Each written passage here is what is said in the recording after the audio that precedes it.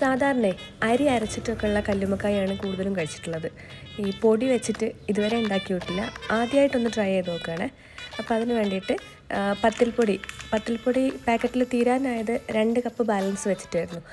ഇതിലേക്ക് 1 കപ്പ് പുട്ടുപൊടിയും കൂടാണ് ആവശ്യമുള്ളത്.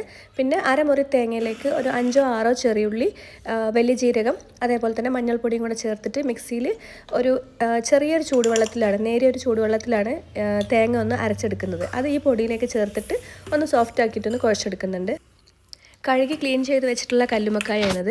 ഇതൊരു 20 കല്ലുമ്മക്കായ ഉണ്ടാവും, അതായത് 1/2 കിലോന്. അതിൻ്റെ അളവാണ് 2 കപ്പ് അരിപ്പൊടിയിലേക്ക് 1 കപ്പ് പുട്ടുപൊടി എന്നുള്ള അളവ്. കറക്റ്റായിട്ടാണ് ഈ ഒരു മാവും കല്ലുമ്മക്കായും കിട്ടിയിട്ടുള്ളത്. ഇതൊന്ന് ആവിയിൽ വേവിച്ചെടുക്കുക. ഫ്രൈ ചെയ്യുന്ന സമയത്തുള്ള ബാറ്റർ ഉണ്ടാക്കുമ്പോൾ ഒരു 3-4 വെളുത്തുള്ളിയും കൂടെ ഒന്ന് ചതച്ചിട്ട് ഇതിലേക്കൊരു കട്ടിയുള്ള ബാറ്റർ ആക്കിയിട്ടെടുക്കുക. അതേപോലെ തന്നെ പൊടി ആയതുകൊണ്ട് തന്നെ കല്ലുമ്മക്കായ വെന്ത് കിട്ടാൻ ഒരു 10 മിനിറ്റിൻ്റെ ആവശ്യമേ വരുന്നുള്ളൂ. അപ്പോൾ ഇത്രയേ ഉള്ളൂ. വീഡിയോ ഇഷ്ടമായിട്ടുണ്ടെങ്കിൽ ഒന്ന് സബ്സ്ക്രൈബ് ചെയ്തൊന്ന് സപ്പോർട്ട് ചെയ്യണേ. Bye bye.